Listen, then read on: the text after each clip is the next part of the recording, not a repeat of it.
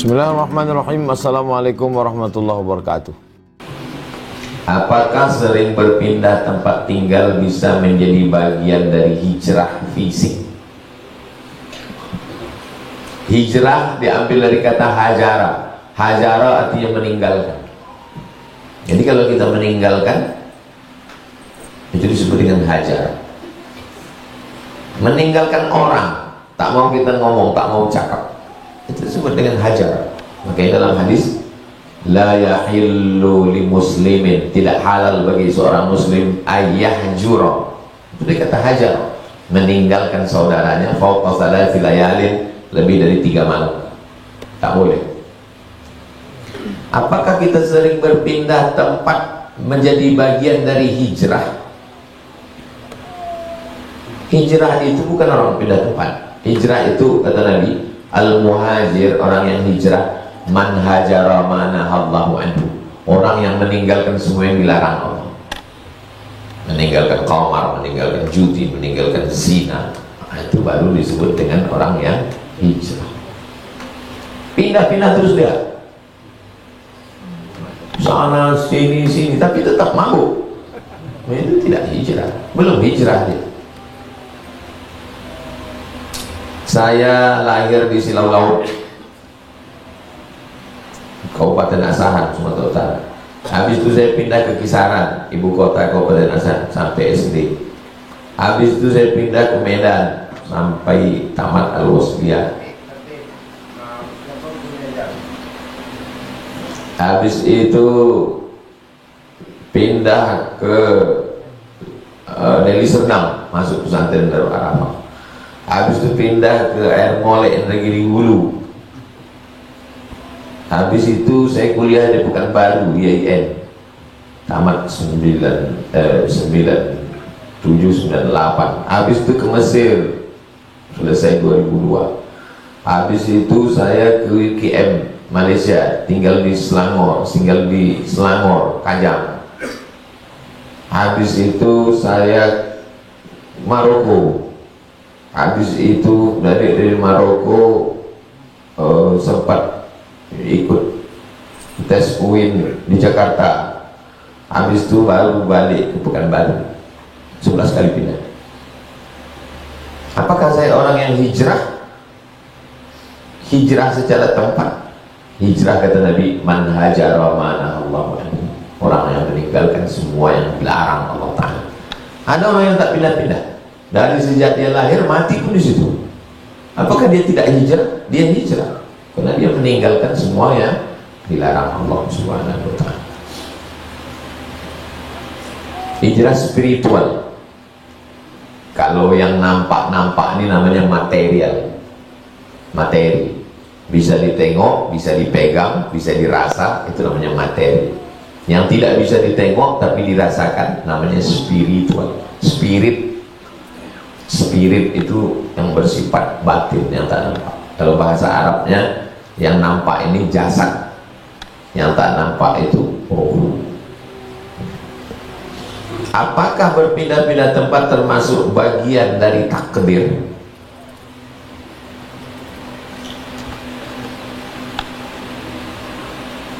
Saya mau pakai tisu atau tidak pakai tisu, itu saya bisa memilih atau tak bisa? Bisa. Saya pakai tisu, pakai. Saya tak mau pakai tisu, tidak pakai. Al-insan bainal musayyar wal mukhayyar, manusia antara terpaksa dan bisa memilih. Pindah ke Bangkinang atau tetap di Rimbo Panjang, itu bisa memilih atau tak bisa? Bisa, terserah. Antum mau pindah atau antum tidak pindah. Maka takdir kita itu terbagi dua. Ada kalanya kita tak bisa memilih, ada kalanya bisa memilih. Terlahir menjadi orang Jawa, bisa milih atau tak bisa? Tak bisa milih. Gimana tuh mau milih, mau jadi orang Batak, mau jadi orang Eropa, mau jadi orang Melayu, itu tak bisa kita milih. Nah, sekarang dia nanya, saya pindah-pindah ini Pak Ustaz, termasuk apakah bagian dari takdir Allah Subhanahu wa Ta'ala? Iya, takdir. tapi takdir yang bisa milih. Takdir yang bisa memilih. Ada takdir yang kita tak bisa memilih. Takdir Allah juga, tapi bisa kita milih. Alam takun ardullahi wasi'atan. Apakah kamu tidak tahu bahwa bumi Allah ini luas? Fatuhajiru fiha, hijrahlah kamu. Sedang Nabi aja hijrah, sahabat Nabi hijrah. Apakah setelah Nabi SAW itu meninggal lalu sahabat semuanya duduk di Masjid Nabawi, khatam Quran, berzikir, nunggu mati? Enggak. Ada sahabat Nabi itu yang hijrah pergi ke Irak, di Basrah. Dia adalah Abdullah ibnu Mas'ud. Sahabat Nabi Abdullah ibnu Abbas pergi juga ke Irak. Dari Irak dia hijrah lagi ke Taif, meninggal di Taif. Ada sahabat Nabi itu yang hijrah pergi ke Afrika Utara, namanya Amr bin As. Dialah yang membuka Mesir. Ada sahabat Nabi itu yang dari Mesir pergi ke Libya, ke Tunisia, Aljazair, sampai ke Maroko, namanya Uqbah. Ada sahabat Nabi itu umur 80 tahun. Antum bayangkan laki-laki umur 80 tahun, dia tahu mendengar hadis la taftahurnal Konstantinia, kamu akan membebaskan Konstantinopel. Didengarnya beberapa sahabat Nabi pergi berjuang ke Konstantinopel, sekarang Istanbul. Umur 80 dia pergi hijrah ke Konstantinopel. Makamnya di Istanbul, di bawah pohon kayu besar, namanya Abu Ayyub Al-Ansari. Abu Ayyub Al-Ansari inilah yang menyediakan, yang tinggal serumah waktu Nabi belum punya rumah, waktu Nabi pertama kali hijrah ke Madinah. Abu Ayyub Al-Ansari. Muhammad Al-Fatih itu bangkit semangatnya untuk mengambil Konstantinopel itu. Salah satunya dibawa oleh Aga Samsuddin, nama guru dia namanya Aga Samsuddin, dibawa ziarah ke makam Abu Ayyub.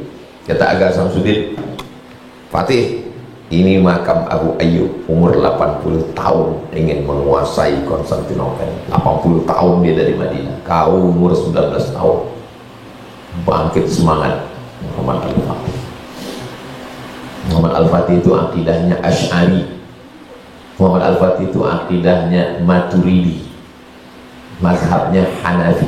Biasanya kalau mazhab fikih Hanafi akidahnya Maturidi, kalau mazhab fikih Syafi'i akidah Asy'ari. Dan tasawuf, rata-rata yang membebaskan negeri terjajah itu kalau tidak Asy'ari, Maturidi, dan orang bertasawuf. Muhammad Al-Fatih akidahnya Maturidi, fikihnya Hanafi, pengamal tasawuf, berziarah ke makam kubur Abu Ayyub Al-Ansari, dibawa oleh gurunya Aga Samsuddin. Salahuddin Al-Ayyubi akidahnya Asy'ari, fikihnya Syafi'i, tasawuf. Khatam dia kitab Ihya Ulumuddin. Jadi orang-orang yang mengejek, apa itu Imam Ghazali tak berjuang ke Palestina? Imam Ghazali menulis kitab Ihya Ulumuddin 4 jilid. Kitab itu dibaca oleh Salahuddin Al-Ayyubi. Setelah dibacanya, putus kaji dia bahwa hidup ini hilang kekuasaan. Akhirnya siap dia mati. Nah, dialah yang membebaskan Palestina. Salahuddin Al-Ayyubi, kemudian Muhammad Al-Fatih. Ini orang-orang yang berakidah Ahlussunnah wal Jamaah. Bagaimana menghadapi orang terdekat kita yang memiliki temperamen emosional?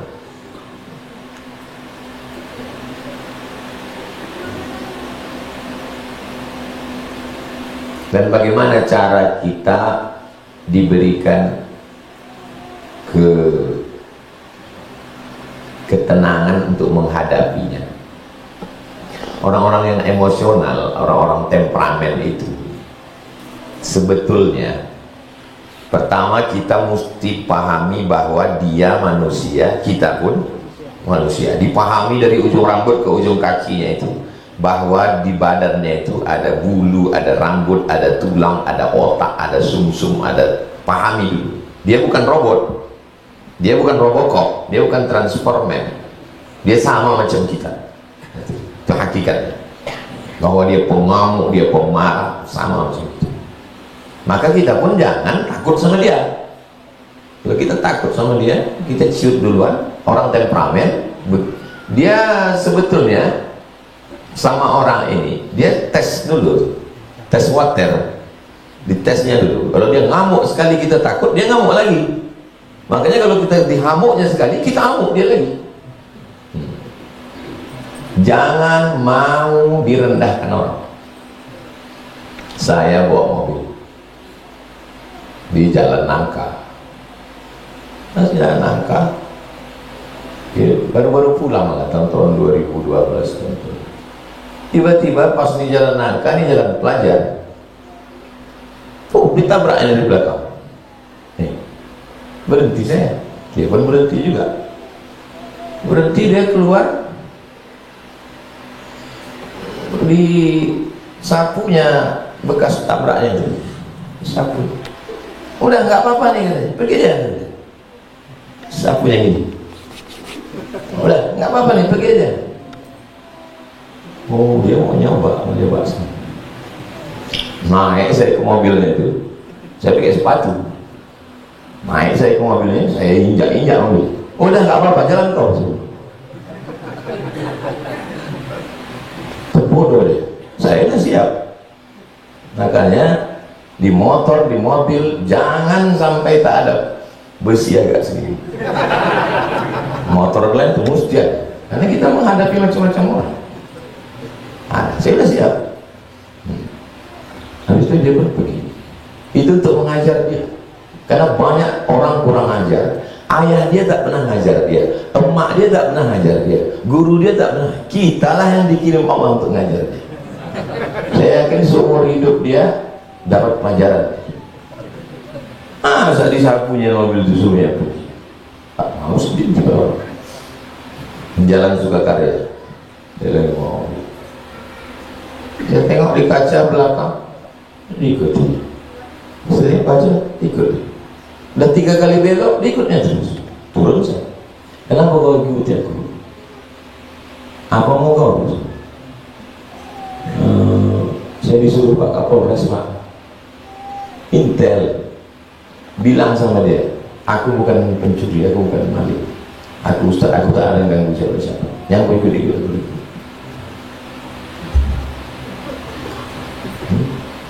Satunya mau dilecehkan orang. Orang pemarah itu marah juga kita sama dia. Nah, dia bertanya, macam mana kita punya ketenangan? Ya, kita ketenangan diri kita dulu. Kalau kita ketakutan duluan, ciut kita. Dia macam bawa parang, bawanya parang, dicobanya dulu, ditakiknya sini dulu. Terasa dia berdenting, pang, katanya ditariknya. Tapi terasa dia batang pisang, cincangnya terus. Nah, adik kita perempuan, kakak kita perempuan, keponakan kita perempuan, dapat laki yang model temperamen gitu. Oh, macam-macam. Mesti diajar dia. Santri-santri perempuan itu saya ajar. Ini kalau laki juga macam-macam, panting aja. Banyak lagi kurang ajar. Ayahnya tak pernah mengajar dia dulu, emaknya juga takut sama dia. Akhirnya dia jadi orang kurang ajar. Orang temperamen itu dia mesti diajar. At-takabbur lil mutakabbir shadaqah, bukan hadis Nabi, ucapan Imam Syafi'i. Orang yang pemarah marah pula kita sama dia, baru tahu dia marah. Baru dia tahu marah orang, kadang tahu dia marah dia aja dia tahu, tak tahu dia marah kita.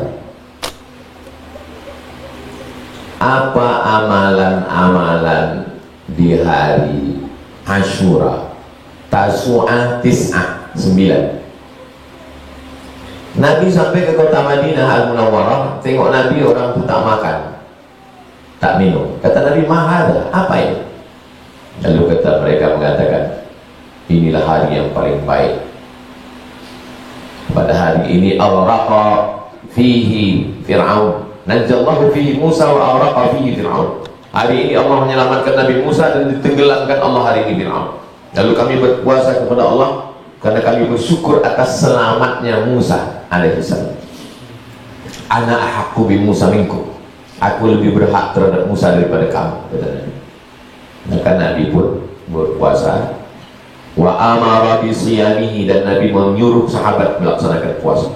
Wa shamahu, Nabi berpuasa dan menyuruh sahabat melaksanakan puasa. Tapi khaliful yahud, bedakan diri kamu dengan orang Yahudi. Jadi kalau orang Yahudi tanggal 10 saja, untuk membedakannya puasa sebelumnya dan setelahnya. Makanya yang paling afdal adalah 9, 10, 11. Tapi kalau tak sanggup 2 hari saja, 9, 10. Tak juga sanggup sehari pun jadi cara 10 saja. Tapi itu tadi afdal. 9, 10. Apalah amalannya? Puasa. Tak sanggup puasa, memperbanyak sholat-sholat sunnah. Sholat duha, sholat isyraq, sholat awabin, sholat qabliyah, sholat ba'diyah. Memang sholat ba'diyah biasa. Itu motivasi awal yang selama ini malas-malas. Ini garis startnya, starting pointnya dari situ. Tahajud, witir, sholat hajat, sholat potong, sholat tasbih, memperbanyak baca Quran. Biasa baca Quran sedikit, baca Quran sejuz, 2 juz. Memperbanyak zikir, subhanallah walhamdulillah wa la ilaha illallah wallahu akbar. Sholawat zikir, istighfar zikir, tasbih zikir, tahmid zikir, takbir zikir. Afdalul zikri fa'lam annahu la ilaha illallah. Kalau kami baca Ratib Al-Haddad, Ratib Al-Aqtas, zikir juga itu. Imam Al-Haddad mengumpulkan ayat-ayat dan hadis-hadis, kumpulkan, disebut dengan Ratib Al-Haddad. Jadi kalau ada orang mengatakan jangan baca Ratib Al-Haddad, bid'ah, jangan baca Ratib Al-Aqtas, bid'ah. Pas dia balik dari umrah, tiba-tiba bawa buku kecil Al-Ahzab Al-Yaumiyah, bacaan doa harian, disusun oleh Al-Qahtani. Aku membaca Ratib Al-Haddad, kau bilang bid'ah. Ya, itu kau baca Qahtani, kenapa tak bid'ah? Ini tak bid'ah karena ini dari Saudi Arabia. Apa bedanya? Al-Qahtani mengambil ayat, hadis dikumpulkan, sama. Ada yang disusun oleh Imam Abu Hasan Asy-Syadzili, Hizib Bahar.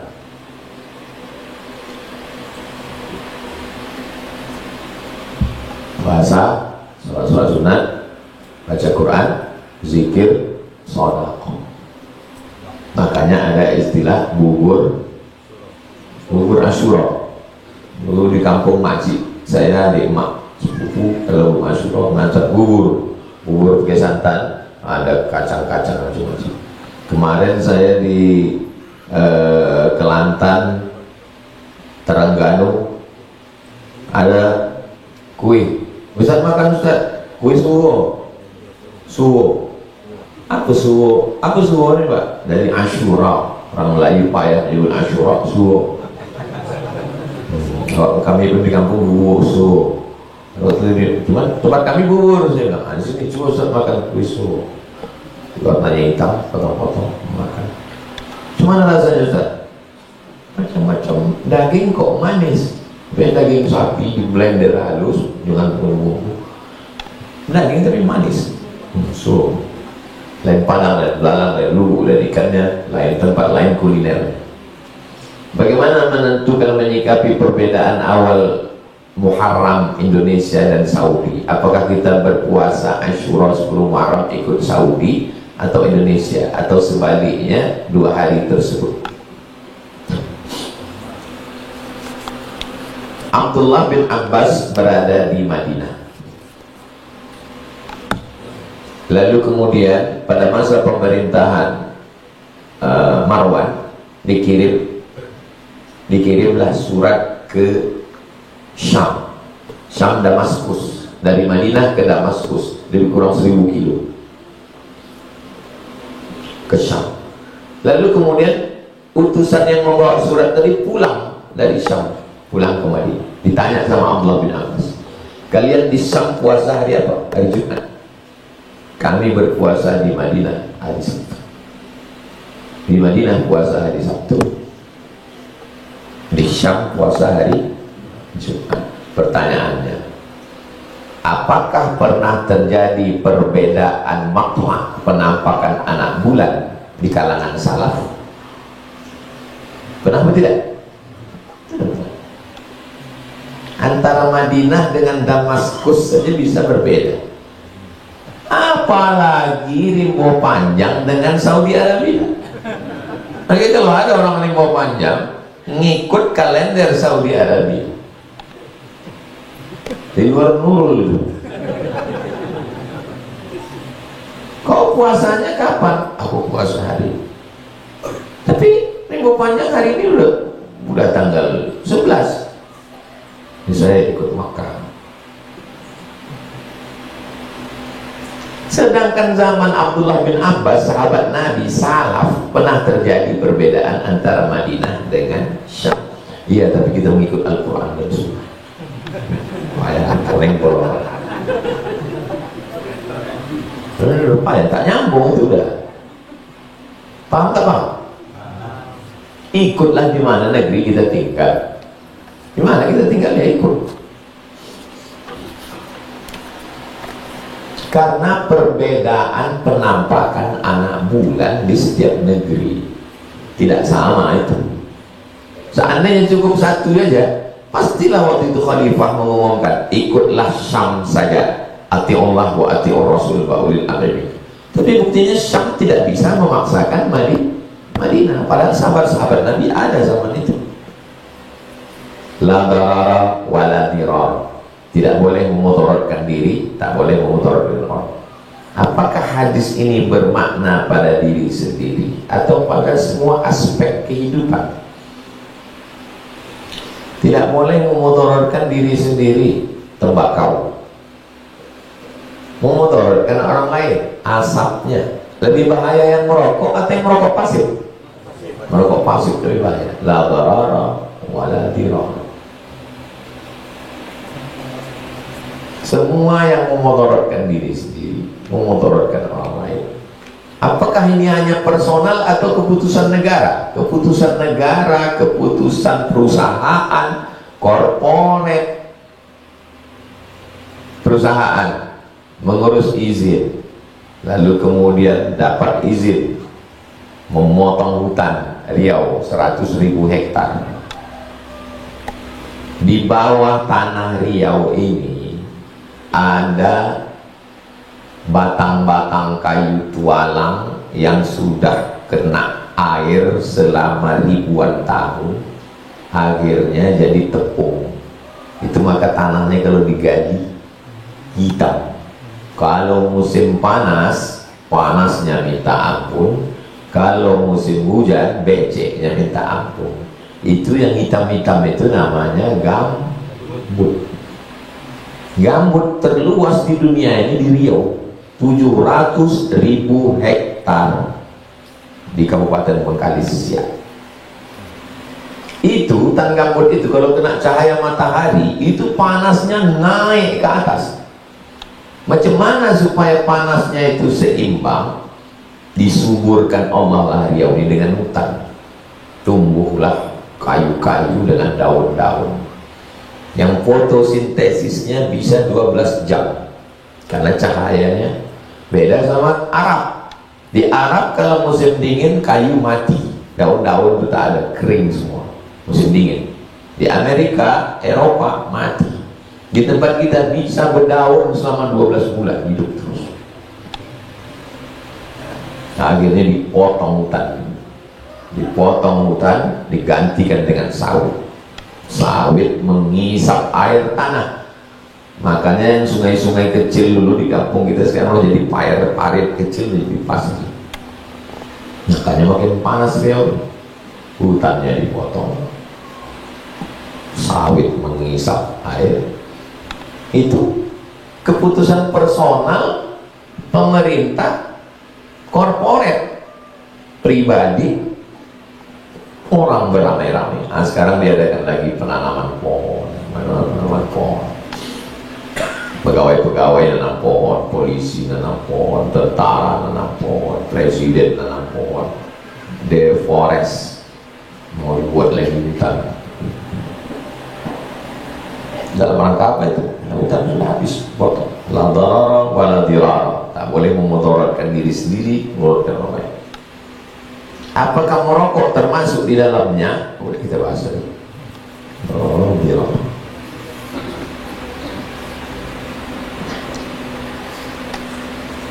Ada saudara saya punya halaqah zikir, tapi mereka selalu minta nasihat dari orang yang dirasuki, konon katanya korin, yang dulunya dia seorang kiai.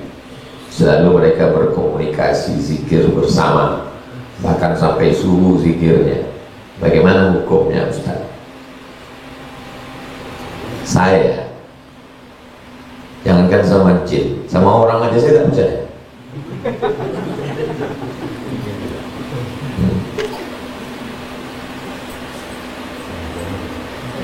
Ustaz, kami undang, ya, datang aja. Yang undangnya dokter, 1 S2 S3 dokter, dan ceramah. Habis ceramah agak-agak sebulan 2 bulan, datang sepupu saya. Kau udah pakai bandrol kau ceramah sekarang ya, buat malu keluarga. Pakai bandrol. Aku tidak pernah minta tiket eksekutif, tak pernah minta hotel bintang 5, dan aku kalau pergi ceramah nggak tahu mau kemana aja. Ini hari Kamis, besok mau ke Bangka Belitung, tak tahu saya apakah yang ngundang bupati gubernur, tak tahu. Sampai sana nanti baru saya tahu. Tak saya urus jadwal ini, saya bilang, ini buktinya kau udah mengutip-ngutip duit dari orang. Berapa korbannya? 3. 1 Tirtanadi, PDAM Tirtanadi, panggil orang Tirtanadi. 1 lagi ibu-ibu wanita karir Majelis Taklim, panggil sini. 1 lagi Masjid Titik Kuning. Saya tanya, berapa kalian Masjid Titik Kuning diambilnya? 30 juta. Ibu-ibu dari wanita karir 30. Bapak dari Tirtanadi 60. Saya tak ada begitu Pak. Udah itu Pak Ustaz, kami ikhlas lillahi ta'ala. Rupanya saya sudah dijual sama dokter. Jualnya saya. Ini duit Bapak Titik Kuning, ini duit Bapak ibu-ibu wanita karir, ini duit Tirtanadi. Balikkan balik ke kantor, balikkan ke masjid, balik, bilang ini pungli, kita tidak ada model itu. Kemudian ada besi tiang lampu di hotel, pegang besi itu. Di dokter itu di sini. Aku masih dikasih Allah sadar lagi, masih disadarkan Allah. Kalau tidak, udah pecah kepala kau ini, lari dia. Dokter itu, saya manusia, saya tak percaya. Bisa pula percaya sama jin. Percaya sama jin. Saya waktu pengajian dulu, saya bawa emak saya. Setiap pengajian saya bawa. Pertama pengajian tuh waktu ramai. Setelah balik ke rumah, satu saya ditanya, ada yang kutanya sama kau, apa Mak? Kau ada berkawan sama jin? Tidak. Dia takut saya berkawan sama jin lalu mengamalkan zikir sehingga ramai jamaah. Kusumpahkan kau, aku tak mau kau berkawan sama jin. Kenapa begitu Mak? Karena aku dulu dikasih tahu ayahku bilang kau jangan sama jin. Ayahku dikasih tahu sama Syekh Abdurrahman. Syekh Abdurrahman ngasih tahu atuk saya ngasih tahu emak saya ngasih tahu saya mengasih tahu anak-anak saya dan jamaah, jangan berkawan sama jin. Jangan berkawan sama jin. Datang jamaah ke rumah, menunjukkan foto. Ustaz, ini foto emas batangan sebesar ini di atas TV. 2 hari emas tuh di atas TV, tak saya senggol, tak saya ambil, hilang. Habis itu ini satu lagi fotonya Pak Ustaz, kunci emas gitu. Tak saya ambil, tak saya pegang, hilang. Saya tanya, jawab jujur ya. Ya, ada ayah kau, atuk kau, unyang kau dulu yang dukun. Ada Pak Ustaz, atuk saya dukun, jin dia itu datang mau nawari, kalau kau ambil ini kau berkawan sama dia. Kenapa tak kau ambil? Saya takut musyrik Pak Ustaz. Akhirnya nanti saya minta-minta sama dia. Datang nanti dia mengasih tahu kalian zikir, nanti kau jadi kebal, kau nanti kalian jadi ketergantungan sama dia. Akhirnya meminta sama dia, rusak tauhid kepada Allah Subhanahu wa Ta'ala. Ada mursyid di Malaysia namanya Syekh Jahid, mursyid tarekat Naqsabandiyah. Nanti cari Syekh Jahid, Syekh Dr. Jahid. Dia bercerita bahwa ada orang merantau ke Kuala Lumpur, lalu kemudian susah tiba-tiba mimpi bukalah warung roti canai. Tahu roti canai dengan teh tarik, roti canai teh tarik, zikirnya ini zikir sampai warung roti canai tadi akhirnya maju ramai sampai duit berjuta-juta ringgit, kaya. Habis itu kata jin tadi, pergi kau ke sana sampai ke masjid, tengok di tiangnya ada nasab kau keturunan wali-wali. Pergi dia ke masjid itu, di masjid ditengoknya nasab-nasab, ada nama atuk-atuknya di situ. Wah, aku keturunan wali. Enggak, pulang dia. Kau amalkan ini, nanti siapa yang sakit sehat, diamalkan. Datang orang, bacakan ayat, sehat. Sapu sedikit, sehat. Lama-lama dia tak sembahyang lagi. Tak sembahyang. Ditanya sama Syekh Jahid, kau kenapa tak sembahyang? Karena sembahyang pahalanya satu, kalau mengobati orang pahalanya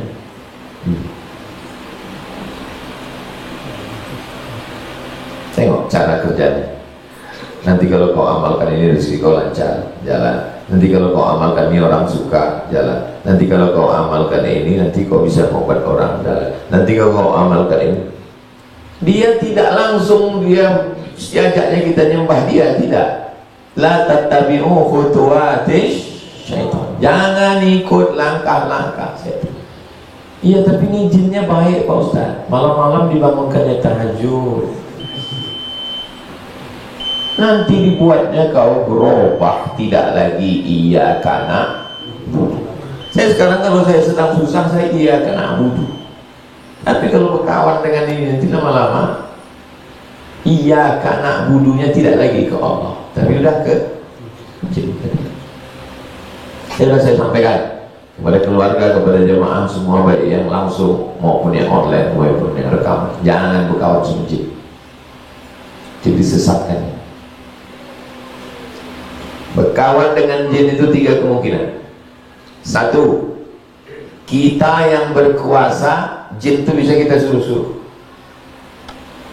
Ya ayyuhal mala'u, wahai bala tentaraku, ayyukum ya'tini bi'arsyiha qabla an ya'tuni muslimin. Siapa yang bisa membawa singgasana Balqis ke sini sebelum Balqis sampai? Qala ifritun minal jin. Jin Ifrit berkata, ana atika bihi qabla an taquma min maqamik. Sebelum kau tegak, kursi Balqis sudah bisa dibawa sendiri. Kalau antum, iman antum setinggi Nabi Sulaiman, oke. Bisa tuh suruh-suruh Jin Ifrit itu. Pertama, iman antum macam Nabi Sulaiman, bisa antum suruh-suruh Jin Ifrit itu. Bisa antum sifat-sifatkan Jin Ifrit itu. Silakanlah berkawan sama jin. Yang kedua, antum jadi budak jin, jadi budak setan. Dapat koper pil, hilang, jadi budak setan.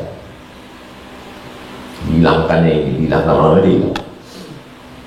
Yang tiga ini yang gak jelas. Entah siapa yang bos, siapa yang anak buah. Ada dukun, kata jin ini, kau ambil Quran, belah dua. Quran dibelah dua, potong, belah. Jadikan terompah. Jadikan terompah di toilet. Kau belah dua, jadikan terompah. Diikat jadi terompah di toilet. Keluar dari toilet itu, datang orang sakit, sehat. Datang orang lumpuh. Ya. Jadi dukun besar, dipakainya sorban besar, disangka orang dia mursyid. Sampai akhirnya jin itu minta, kau tulis ayat Al-Fatihah, maaf cakap, pakai darah haid. Tulis ya, pakai darah haid, ambil darah perempuan. Makin hebat. Terakhir permintaan jin, aku minta nyawa anak. Di situ mulai dia goncang. Anak, akhirnya dilawannya. Anaknya mati, dia hampir mati. Tobat. Setelah tobat dia pun menceritakan tentang kejahatan-kejahatan. Ya, kawan sama jin. Kawan sama orang mati kita tahu. Betul.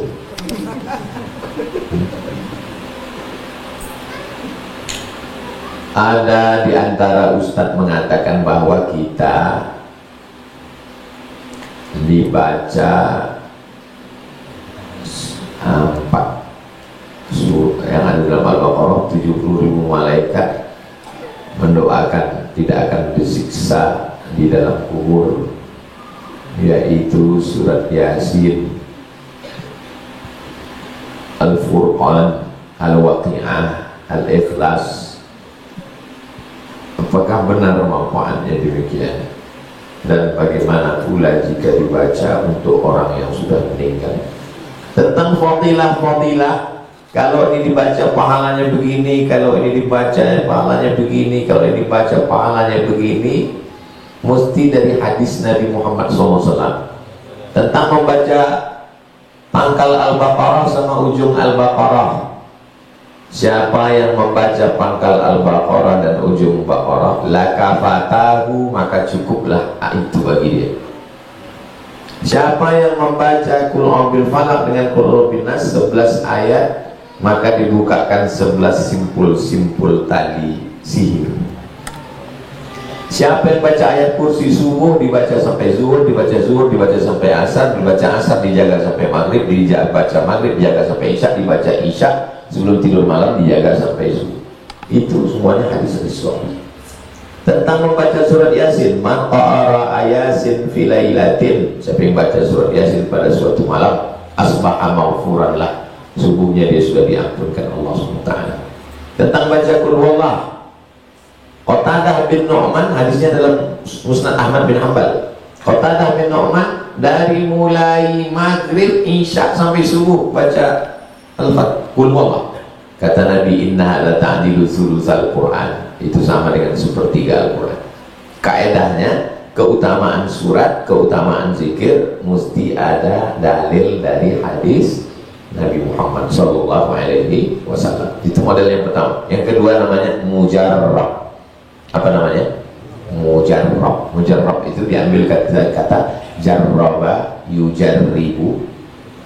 Mujarrab. Mujarrab artinya pernah dicoba. Makanya udah jadi bahasanya. Kau baca ini ya, ini mujarab ini. Mujarab artinya pernah dicoba. Ulama dapat ilham. Entah dia sudah berzikir dapat ilham, lalu dicobanya. Kemudian manjur dicobanya. Idza sama'un syaqqat wa azinat li rabbiha wa huqqat wa idzal ardu muddat wa alqat ma fiha wa takhallat. Idza sama'un syaqqat, ketika langit terbelah, wa azinat li rabbiha wa huqqat, dia minta izin kepada Allah SWT dan terwujud. Wa idzal ardu muddat, ketika langit, ketika ardu bumi muddat, wa alqat ma fiha wa takhallat, mengeluarkan segala isinya. Ayat itu bercerita tentang langit dan bumi, dibacakan kepada perempuan yang hamil supaya mudah dia melahirkan anaknya, supaya tak perlu dia operasi sesar. Ternyata setelah diamalkan terwujud mujarrab. Itu namanya termasuk dalam jenis mujarrad. Jadi nanti kalau ada orang ngasih antum amalan, antum tanya, ini dalilnya yang dari hadis atau dari mujarrad? Apakah benar manfaatnya demikian Pak Ustadz? Tengok hadis-hadisnya, sahih atau tak sahih. Bagaimana jika dibaca untuk orang yang sudah meninggal dunia? Imam Syafi'i berkata dalam kitab ini, dalam Minhajus Shalihin, kata Imam Nawawi, wa qala Syafi'i, Imam Syafi'i berkata, wa in khatimul Qur'ana kullahu, kalau dikhatamkannya sekhatam Al-Quran, kana hasanan, meninggal keluarga bacakan sekhatam Quran, dihadiahkan pahalanya, kana hasanan, bagus. Kalau tak sanggup sekhatam, ya pilih, itu maka orang pilih Yasin. Yasin pun juga terlalu panjang, bacakan Fatihah sekali, Qul Huwallah 3 kali, Al-Falaq sekali, An-Nas sekali, pangkal Al-Baqarah, ayat kursi, ujung Al-Baqarah, tutup dengan tahlil, afdal zikri fa'lam annahu la ilaha illallah. Ya Allah, sampaikanlah pahala bacaan yang sudah kami baca, Al-Fatihah, Al-Falaq, An-Nas, pangkal Al-Baqarah, ayat kursi, ujung Al-Baqarah, dan tahlil kami kepada almarhum almarhumah. Itu tentang bacaan-bacaan.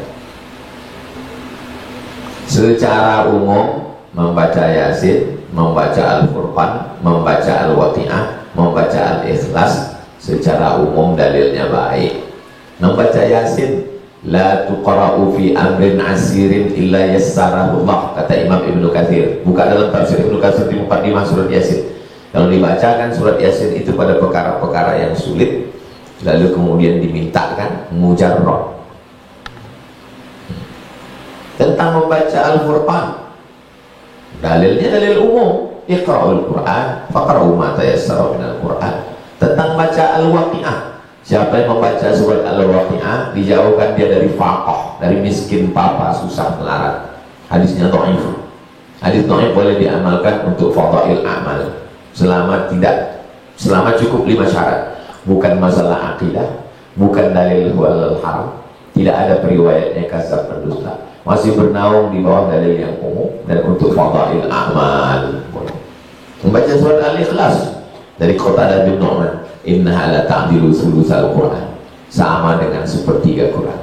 Jadi dibaca Fatihah sekali, sepertiga, 3 kali sama dengan sekhatam. Jadi kalau ada orang menghatamkan Qul Huwallah sampai 100.000 kali, ada. Saya ketemu dengan mursyid Naqsabandi Ahli Rohul. Alun akan kutanya ke Ustaz, amalan aku. Apa tu? Kelipah. Aku membacakan khatam Qul Huwallah. Khatamnya berapa kali? 100.000 kali. 1 kali khatam. Selama saya termenung. Apa yang saya menungkan? Saya sudah lama tahu, kita sudah lama ngaji hadisnya, dia sudah mengamalkannya. Mana dalilnya membaca 100.000 kali? Itulah Qatadah bin Nu'man baca Al-Fatihah tak putus dari Isya sampai ke subuh, itu berapa ratus ribu kali itu. Cuman karena payah ulama mau bilangnya gitu, bilangnya 100.000 kali. Jadi kalau ada orang ngajarkan zikir 1.000 kali, 2.000 kali, 3.000 kali, angka itu untuk tadrib, untuk latihan. Makanya Abu Hurairah sebelum tidur malam, Al-Fu'aqdah, disimpulnya 1.000 simpul, diambilnya tali buat 1.000 simpul. Nah, sebelum tidur malam 1.000 simpul. Di Makkah ada jual tasbih 1.000 anak batu buat.